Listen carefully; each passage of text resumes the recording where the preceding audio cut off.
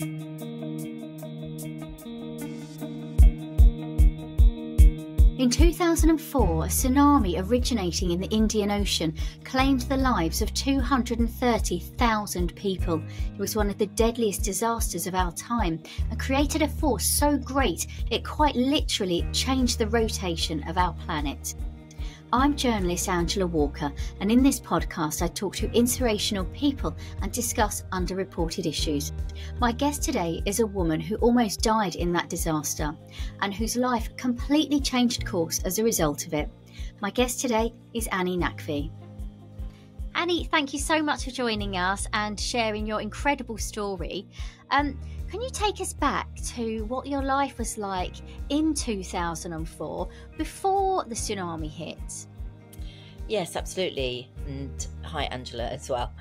So in 2004, before the tsunami hit, I was just turned sort of 30 something, young, and I was kind of a little bit lost in my life. I was sort of struggling to find meaning in life. I had kind of, I'd achieved my kind of childhood goals that I had already of being a journalist at the BBC, and then I'd already left there as well.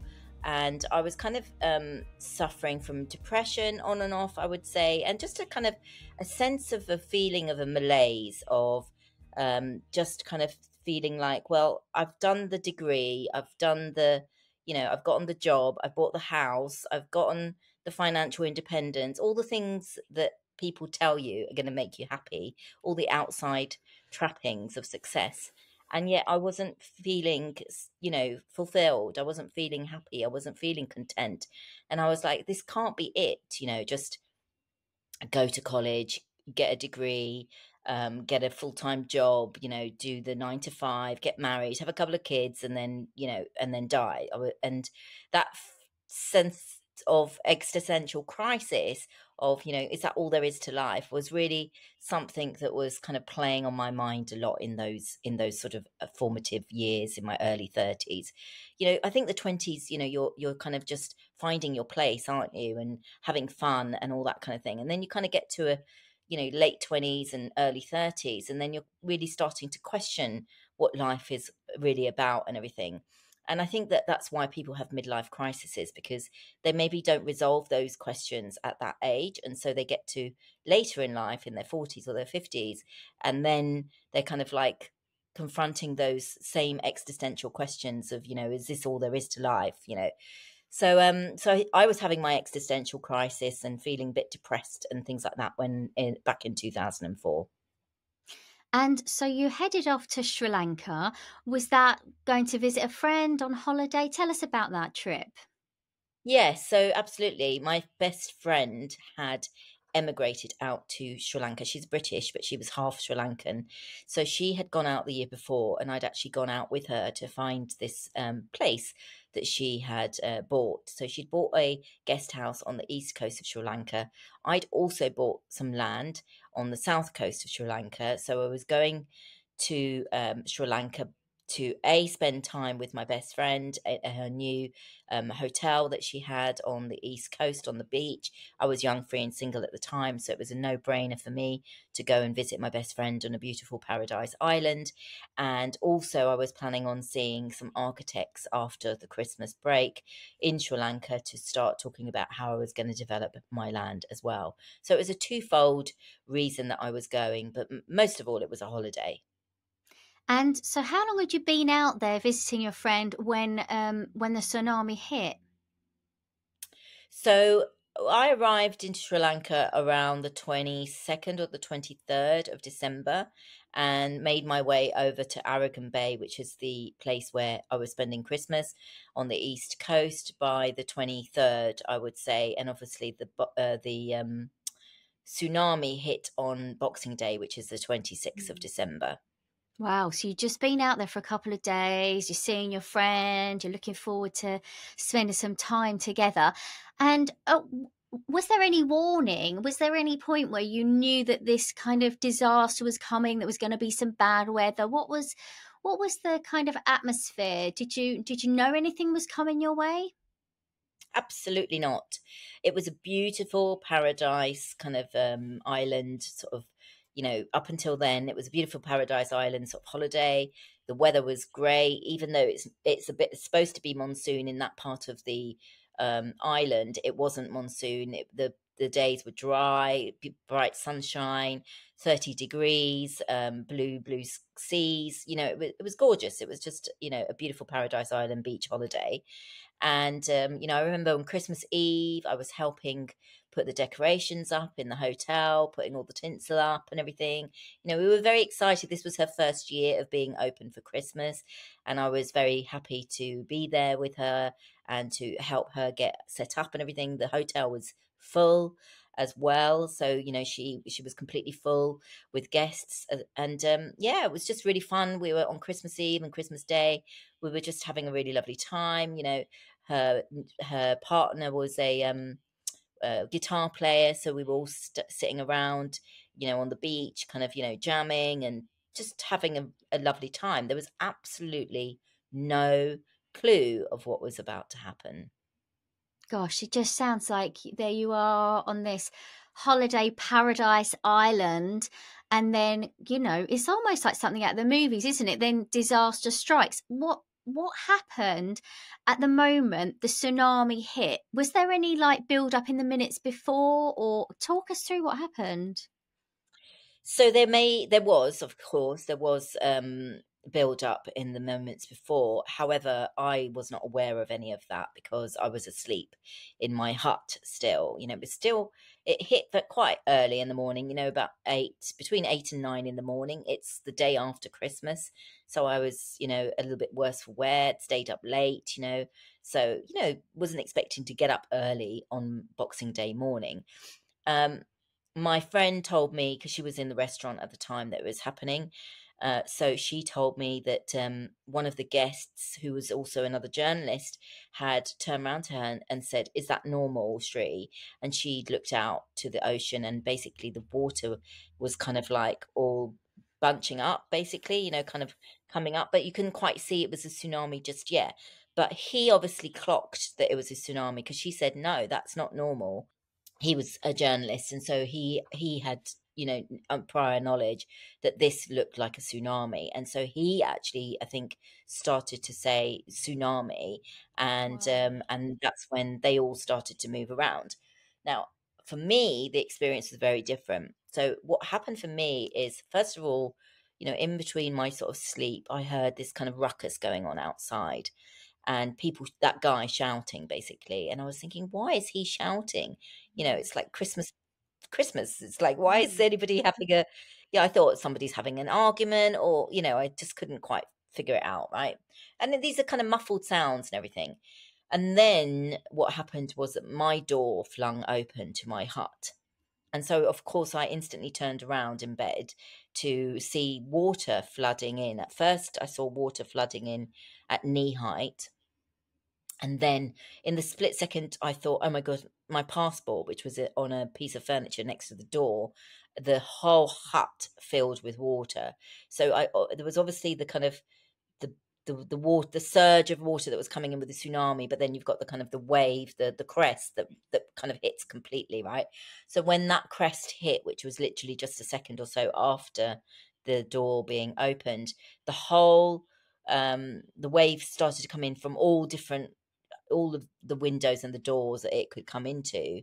And it was this thundering powerhouse of black water. So you couldn't even see. So all the light that had come in from when the door had opened originally was now completely sucked out, because you're completely underwater, and this wave has submerged everything in this inky black darkness that you cannot see. And then you're underwater, you're drowning, and it's felt like being a grain of rice in a washing machine. You are the insignificant grain of rice, but you're in this massive maelstrom of water that is, that you're tumbling around in, just like you would in a washing machine. That's the best way I can describe what it felt like to be in that Sounds tsunami. absolutely terrifying. And we know now that those waves were traveling at like 500 miles per hour across the Indian Ocean at the speed of a jet plane. So here you are, you're in your cabin, the water's come in, you're being swept around in this dark, inky water, as you said. What were you thinking? What was going through your head? Panic mostly, and also the thought that I was going to die. You know, that was the first time I thought I was going to die. You know, my life flashed before my eyes, and it was funny because all of the things that I talked about that I had already achieved in my life, all the success and the financial success, all that kind of thing, none of that mattered in those moments. The only thing that I was thinking was, I can't believe I'm going to die and I haven't truly lived. Right. So I felt like I was being cheated because I hadn't really fallen in love. I hadn't gotten married, you know, I hadn't had a family. It's not like I was yearning for those things necessarily. I mean, I wanted those things, but in those moments when you're about to die, you suddenly realize what was really important. And I also remember and I also remember my intuition at that point saying to me, remember this moment, Annie, you do not want to die, because this depression, this on off depression I'd been having, you know, kind of sometimes made me feel like I didn't really want to be here or something. Um, but in those moments, I could tell how much I was fighting.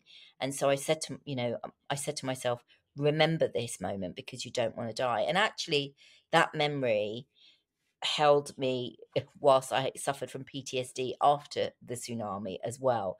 Like I would come back to that memory and I'd be like, okay, so you don't really want to die, but this is a tough time you're going through, sort of thing. You said earlier that your life flashed before your eyes, and we hear that from survivors of disasters and people who've had like near death experiences. What does that mean for you when you say your life flashed before your eyes? So you're kind of all the sort of the memories of specific times in your life kind of flash up for you, right? And um and then the feeling that I had was this feeling of dying without having truly lived. Okay, so it was like a feeling of regret of, I can't believe I'm going to die without having truly lived. So you kind of just, it's like little. I can't even describe it very well, to be honest. It's a, you go back in different flashes of your life, different scenes of your life, literally flash up in front of you, kind of thing, all the way from present down to when you were a child. Yeah. And you might be images of you when you were a little child, you know, with family and, you know, all big moments and things like that in your life as well, meaningful moments in your life. So that's what I mean by life flash before my eyes. I hope that makes sense. It's so interesting, isn't it? And I wonder what it is about the human brain that does that to us in that moment of panic, that all of these special memories like are there for us to think about in that when there's so much going on, you know, in that moment when you're so I guess you're thinking, how do I get out of here? How did you escape from that cabin that was full of water, Annie? So I didn't really escape but luckily the tsunami destroyed everything in its path. Yeah, it flattened everything for miles. So eventually the hut began to disintegrate, even though it was a concrete hut. And I kind of in those moments regretted not being in a kind of like in a wooden hut, because obviously that would have disintegrated a lot faster than a concrete hut would have done. But it eventually disintegrated, and as it started to disintegrate, you know, the little shards of light started to come through from little holes that were being made in the building. And then eventually the whole building collapsed, and I was kind of washed inland with the tsunami. So that's how I managed to get out of the hut. It was just pure luck. And you know that I just was one of the fortunate ones, in the sense that because I was literally about to drown just before that hut started to disintegrate, and I was thinking, oh my god, I'm going to die in this dark dingy hut. And then obviously it started to disintegrate and I got washed inland with the tsunami. My goodness. What was happening? Your friend, you said, had been in the kitchen of the hotel. What happened to your friend? So she was serving in the restaurant at the time, which was right on the beachfront. So obviously, when they saw the tsunami, she ran to go and get her husband, who was in one of the that was in the hut opposite mine actually, and she was about to come to me, but there just wasn't time, and he just grabbed her hand and said, "We've got to run." And she described seeing that tsunami, literally kind of, big, massive tsunami kicking at their heels. And obviously they went under the tsunami as well. They got caught up in it as well. But when I was in the tsunami getting washed inland, I was lucky that I saw them they'd managed to grab hold of something or something, and they were standing on something. It was either a kind of a roof of a building or I can't remember exactly what it was, but they were standing on something as I was being washed past. Because obviously my first concern was for her because she was pregnant at the time. Gosh. So when I saw her and the husband there, her partner there, I felt relief. Okay, so she's okay, and so is Wayne, and now I've just got to sort of try and sort myself out. Not that there was Mm. anything to sort out actually, because you couldn't do anything, as you say. It was running at such fast speeds. People say to me, "Could you swim?" No, you can't swim. It's so fast. You're being literally thrown along with the water. And I just got very lucky in that I got thrown into the path of a tree that saved my life Mm. essentially, because I just held on to that tree for dear life, and and that kind of saved me. Otherwise, I was going to hurtle into the jungle and get knocked out by something. Gosh. And then when the dust settles, I guess when the water receded, you're in the middle of a disaster zone. It's just carnage. What was it like looking around? Was there a moment when the waters went back, and then you just were like, you know, managed to look around and see what had happened in the aftermath? Yeah, so basically, like the water eventually sucked back out to the sea again, and but it still kind of left you with chest height water. So you're still, fairly submerged in the water, but it's no longer going over your head anymore. So at that point, when it gets sucked out, obviously we didn't know about tsunamis then. So I didn't know that a tsunami sucks in and sucks out and then comes Mm. back in again and all that kind of thing, right? So my only thought, by now, when the water goes back out again, there's this kind of almost eerie silence, right? And then there's like all the discombobulated voices of people calling out for their loved ones. You just start to hear these voices, like they sound ghost-like, yeah. But I could still see my friends in the distance. So my only thought was, I need to get to Shri and Wayne. I need to get to Shri and Wayne. And obviously, you're in complete and utter shock because one minute you're fast asleep, the next minute you're underwater and drowning, fighting for your life. The next second, you're being hurtled at ridiculous speeds inland by this massive wave, and you've got all these dead bodies in the water next to you. So you're completely and utterly, in panic survival mode, having no disorientated, having no idea about what's happened, completely in shock. Yeah, so it was really kind of full on. And yeah, at first you're just in shock, to be honest. And all I could think was, I need to get to my friends. And I guess so. You go into like autopilot, and you manage to get over to Shri and Wayne, do you? And then what happens after that? Yeah, so the thing is Wayne had managed to sustain quite a big injury on his arm. So he was very adamant about going back to the hotel to get the first aid kit. I was too much in shock to say or do anything really. And Cherie was the only one that sort of seemed to have any sense of decorum around her, and she was actually saying, there is no hotel, there is no first aid kit. But because we were all in shock, he was also in his shock, and he was like, we've got to get to the hotel, we've got to get first aid kit. So we just blindly started to follow him back towards the shore. And I was just happy to be with my friend. he was like a 6'5" guy, right? So I don't know, you just have this feeling where he knows what he's talking about. He's big Mm. and, he's a man, he's Taking strong or something. control. Mm. Yeah, exactly. And then obviously we didn't realize at the time, but that was exactly the wrong thing to do because we very nearly got caught Gosh, up in the second tsunami, as a result of trying to get back to shore. my goodness. And what happened in the days and weeks after that then, Annie? Well, I mean, well, there was so much to go through. The days afterwards, I'd met this guy on the hilltop that had he used to do a segment on the Oprah Winfrey Show at the time.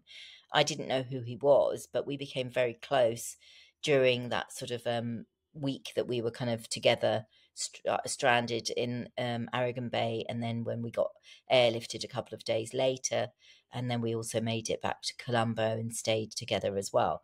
So we'd become very close, and he actually called me in the new year once we'd gotten back. He actually also bought the flights for us all to go back to our home countries as well. And he called me in the new year and he said, "Look, we're doing a show on the Oprah Winfrey Show. She wants to do the Tsunami special program. Obviously, she wants to feature me as one of the main parts of the story." And because he did lose his partner during the Gosh. tsunami. And he said, "I really want you to come on the show and tell your part of the story because I ended up organising the relief effort by remembering the number of the BBC switchboard from working there 5 years before. And that's how Gosh. we managed to get airlifted the following day. Um, so he invited me onto the Oprah Winfrey Show, which, I wasn't mad keen on because I was very, very in PTSD. I was Mm. completely and utterly traumatized. And but he sort of said to me, you know, first of all, it was great to hear from him, and secondly, I knew that I wanted to see him and the other people that I'd been in the tsunami with, that he'd also invited on the show. But he also then said, it's going to be a fundraiser and all the money is going to go to Aragon Bay. And so that was what really swung it for me, was because I knew how devastated Aragon Bay had been by the tsunami. When we got airlifted out, you could see everything was flat as a pancake for miles around. Not a single building was left in sight. So I ended up going to Chicago. They ended up, flying me out to Chicago for the show. Not long not long after the tsunami, in sort of middle of January. And it was really nice to see Nate again and also to see Annelie and Stefan, who were the couple that were in the hut next to mine, and the other survivors from the tsunami as well. So, but yeah, when I got back from that, the kind of the PTSD kicked in. In fact, a couple of months later, I had all my wounds were infected. I had the camper the helicopter bacterial virus. I can't remember the pylori virus or whatever, which is like a food poisoning virus that I got from ingesting the dirty water. And then I also got something called Bell's palsy, which is Mm. one side of your face gets paralyzed. So I woke up one morning thinking I'd had a stroke because one side of my whole face was paralyzed. I was sort of drooling. And this was also as a result of the stress of the tsunami as well. So it took some time to get myself back together again. I ended up having to leave work at the time because I just couldn't focus on anything. It just seemed so pointless after, after being in a tsunami, being a program manager, it felt really pointless. Like, what's the point of doing these spreadsheets and Mm. these project reviews and this and that? It felt so meaningless after you've had this Mm. massive, kind of like near death experience, essentially. And I was lucky because I did get some really great kind of psychotherapy counseling from the one of the sort of psychotherapists that he specialized in doing natural disasters and working with people that had been in natural disasters. He also specialized in working with prisoners that had been released out of Guantanamo Bay. So he was very good at what he did. And my flatmate at the time, she organized for me to see him and get some, psychological therapy and stuff to deal with the after effects of the tsunami. But it did last for some time, and I couldn't really properly function, I would say. I mean, I didn't get a job for sort of 9 months after. I got a job in like September, October that year, Mm. because it took me that long to sort of to get myself back together again, really. It just shows, doesn't it, that, your life can change in an instant. And, one minute you're out having a holiday with your best friend on a paradise island. The next minute, you've survived this huge disaster. And then you're back home in London. And I mean, you it triggered in you PTSD, you said. Like, what was you've got your Bell's palsy, you're feeling depressed. Was there a moment where you kind of came out of that and you realized, I'm okay, I'm going to be okay now? Do you remember? Or was it a very gradual transition? How was your like recovery? I would say it was a gradual transition. However, when I had been on the Oprah Winfrey show and Oprah was interviewing me, I'd said to her, I know that there must be something that I have to do here, which is why I survived. Because I believe that when the soul has completed its journey, then it kind of moves on. So the fact that I was still around meant that I felt like my soul hadn't completed its journey, and that whatever, there was still stuff that I was here to do. And so I sort of made this pledge and said, we owe it to the people that didn't make it to make the most of our lives and make our lives mean something. Because the survivor guilt of surviving something where almost 250,000 people have died, but Mm. you have not, is something that you cannot describe to people. Um, there's a huge sense of responsibility and a weight and a guilt that you have about how you survived when you know people that were ripped apart, families ripped apart, partners lost partners. I felt like I was undeserving of that second chance in some respects because I was like, I'm single. I don't have a family. I don't have kids that I'm leaving behind. Like, I didn't feel like I deserved to have been saved, right? Obviously, I changed that's, I don't believe that anymore. But at that time, Mm. that's how I felt. But that survivor guilt actually was the thing that kind of propelled me because it gave me this sense of this kind of mission, this sense of needing to find this purpose that I was looking for, and this sort of desire to make my life, you know, mean and something and count for something in honor of the people that had died. Yeah, so I wanted to sort of honor their memory by kind of making the most of my life. So I did end up working for an NGO in Iraq during the war a couple of years later. And I also worked for the UK's largest charity as their head of projects when I came back from my stint in Iraq. But I figured out that those weren't the things that are on my path either. But it channeled me to look in that direction. So it really changed the whole course of your life, actually, didn't it? So after you'd done your work with the NGOs and you thought this isn't quite what I should be doing, what path did you take then, Annie? Well, you know what? It wasn't really a path that I took. It was again, it was an external. It was a sort of a situation that was happened to me. So I got my own cancer diagnosis essentially, and I sort of spent the next sort of 3 to 5 years on really kind of healing everything from a mind, body, spirit kind of perspective. I didn't want to do chemo, so I did a lot of holistic therapies and then trained and qualified in those holistic therapies, not with a view to being a therapist at that point, though, just to heal myself. And Mm. and then my purpose kind of found me, I suppose. So I did heal myself of stage 4 cancer without doing chemo. And in the process of that journey, I'd gotten qualifications as a yoga teacher, yoga therapist, meditation and mindfulness instructor, NLP, Ayurveda, acupuncture, Reiki, lots of things, and hypnotherapy. And what happened was that people, and I hadn't gone back to work at this point either. So people had sort of started to gravitate to me, people that knew me in my network and stuff, and just asking me for support and advice with the things that were going on in their life because they knew that I'd healed of stage 4 without doing chemo. And I just started to support them with all the kind of the knowledge that I had gained through Ayurveda and yoga, meditation, all these modalities. And actually, it was one of those people that I was talking to that I said, "Have you spoken to your therapist about this?" And she said to me, "To be honest, the conversations I've been having with you have been much more helpful than my therapist." And that's when I had my light bulb moment of course, you've survived a tsunami, you've survived cancer, you've survived 3 recurrences and a stage 4 diagnosis, and you've come out the other end with all of this knowledge, wisdom, tools, techniques.